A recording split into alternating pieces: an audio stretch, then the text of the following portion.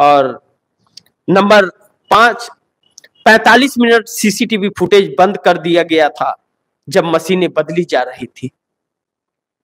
यह कांग्रेस का आरोप है और वह सीसीटीवी फुटेज के झलक भी है उसके पास। चुनाव आयोग को दिया भी कुछ गया है, यह भी कहा जा रहा है। और यह अगर सच है तो सुप्रीम कोर्ट को इससे बड़ा प्रूफ और कुछ नहीं चाहिए।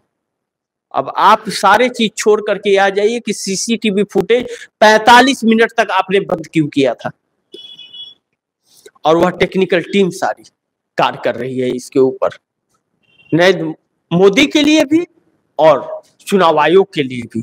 एक बहुत बड़ा धब्बा लग जाएगा इस देश की सरकार पर और चुनाव आयोग पर, यह पहली बार। और डी.वाई. चंद्रचूड़ सुप्रीम कोर्ट के जो सीजीआई हैं, वह 10 नवंबर को रिटायर्ड हो रहे हैं और राजीव कुमार भी नवंबर में ही रिटायर हो रहे हैं। क्या इसके पहले कोई फैसला आएगा? जबकि सुप्रीम कोर्ट ने अपने जजमेंट में यह कहा था कि चुनाव के 45 दिनों तक चुनाव आयोग को वह हर इक्विपमेंट सुरक्षित रखने पड़ेंगे और जिस प्रत्याशी को भी अपने सीट पर शक है वह 45 दिनों के अंदर कंप्लेन करके और रिकाउंटिंग करा सकता है। ऐसे में कांग्रेस ने तो सेम डेज आरोप लगा दिए, लेकिन पहली बार किसी पार्टी ने यह भी कहा, कांग्रेस ने, कि चुनाव आयोग के इस परिणाम को मैं स्वीकार नहीं करता हूं। मैं वीवीपैट पर्ची 100% जिन बूथों पर 90% से 99% बैटरी ईवीएम में पाई गई है उसका रिकाउंटिंग हो वीवीपैट पर्ची का, क्योंकि वहां ईवीएम बदले गए हैं। और इसी मांग के साथ कांग्रेस चुनाव आयोग पहुंची थी। और आखिरी पॉइंट्स, बिहार में मच गया बवाल, नीतीश बनेंगे पीएम, क्या होगा? एनडीए टूट जाएगी? मोदी जी का प्लान विफल हो जाएगा क्या? इससे इंकार नहीं कर सकते कि नीतीश कुमार ही सूत्रधार थे इंडिया गठबंधन का। उन्होंने ही आगाज किया था, उन्होंने ही इंडिया गठबंधन बनाया था, लेकिन स्वयं निकल करके चले गए। उस वक्त नीतीश कुमार यह चाहते थे कि उन्हें प्रधानमंत्री का चेहरा बनाया जाए, लेकिन इंडिया गठबंधन संयोजक बना रहा था, इसलिए वह निकल करके चले गए। और वह तत्काल फैसला चाहते थे नीतीश कुमार, और इंडिया गठबंधन सभी दलों से बात करके नाम का ऐलान करना चाहता था। और संजय झा जो आरएसएस के हैं, भाजपा के हैं, भाजपा से छोड़ करके जेडीयू में गए हैं या भेजे गए हैं, यह तो दर्शक समझ ही सकते हैं। वही नीतीश कुमार को मोदी के साथ लाने में अहम भूमिका निभाए थे। और अब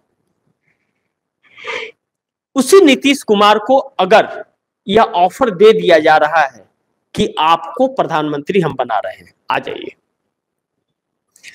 तो क्या नीतीश कुमार प्रधानमंत्री के पद को ठुकरा सकते हैं क्या?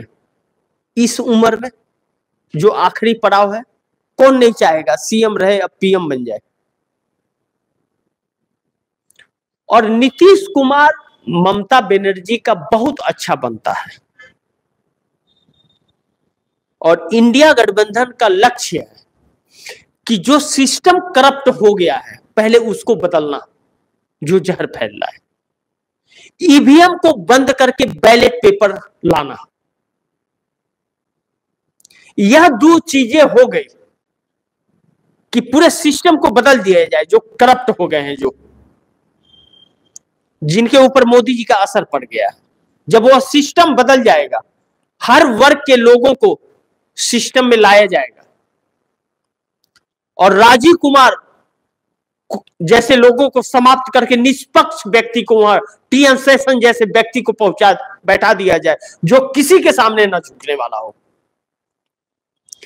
तब भी इस देश के अंदर जब बैलेट पेपर से होगा और निष्पक्ष चुनाव आयुक्त होगा, तभी इस देश के अंदर निष्पक्ष चुनाव भी होगा। और जब करप्ट सिस्टम हटा दिया जाएगा, तभी इस देश के ऊपर से यह जो धब्बा लग रहा है ना इन लोगों का, षड्यंत्रों का, तभी यह धब्बा भी हटेगा और इस देश को रोजगार भी मिलेगा और हमारी बहन बेटियां सुरक्षित भी रहेंगे, तभी, वरना नहीं। यह चीजें हमें भूलना नहीं चाहिए और नीतीश कुमार तैयार होंगे इसके लिए। नीतीश कुमार को विशेष राज्य का दर्जा चाहिए या 9वीं अनुसूची में चाहिए।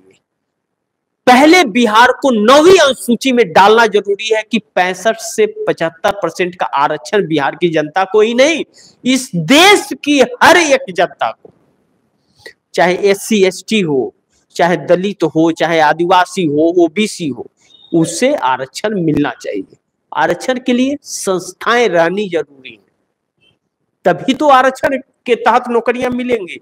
और जब संस्थाएं समाप्त हो जाएंगी तो नौकरियां कहां से मिलेंगी? आरक्षण रख के क्या करेगा?